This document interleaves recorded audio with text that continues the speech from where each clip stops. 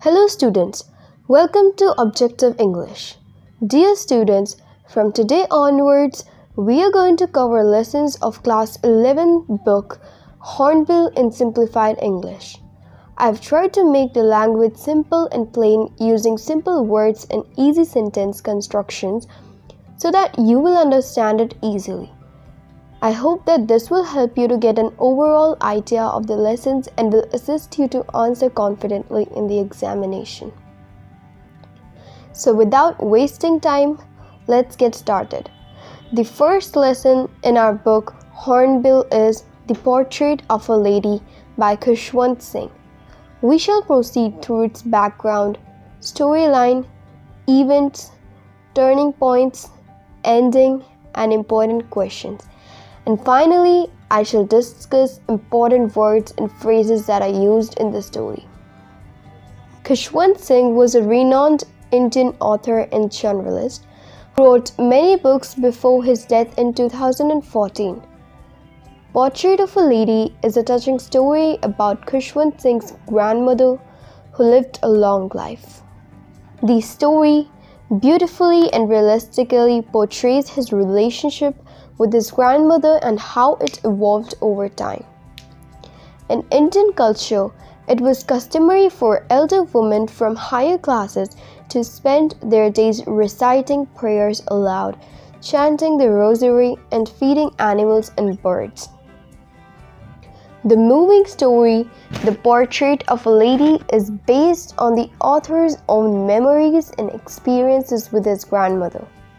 With words written by Khushwant Singh, his story is a heartfelt reminder of the author's close relationship with his grandmother, spanning from his childhood to her death.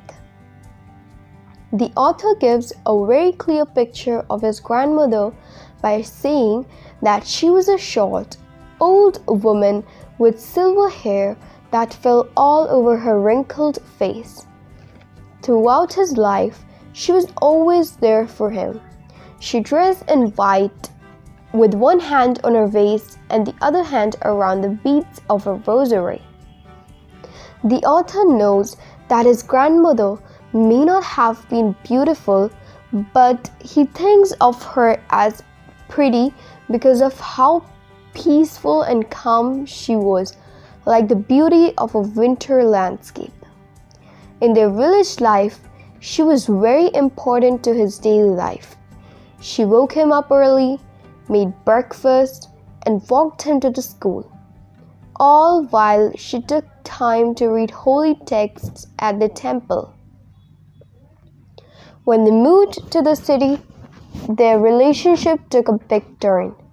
In this case, the author went to a school with subjects that the grandmother didn't understand, which made them less close. The author's grandmother missed the spiritual teachings and the holy books of their village and was sad that they weren't taught in the city school.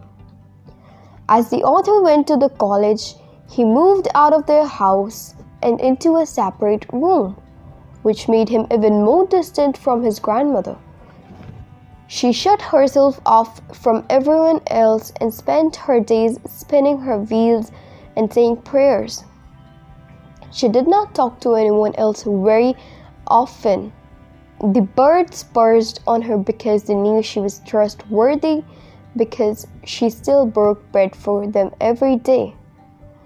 While the author was going to study abroad, his grandmother showed an amazing amount of calmness. At the train station, she said goodbye with a kiss on the forehead and did not say anything. Her lips were moving in prayer and her fingers were busy with the rosary. The author had a feeling at that moment that it might be their last meeting, so he cherished the last touch. When the author came home after being away for 5 years and was happy to see him, she did, however, start to lose her health quickly after. Even though the doctor told them it was nothing serious, she had a feeling that her time was almost up. Her last moments were spent in a quiet prayer with a rosary while she lay in bed. As soon as her lips stopped moving and the rosary fell from her lifeless hand, she died.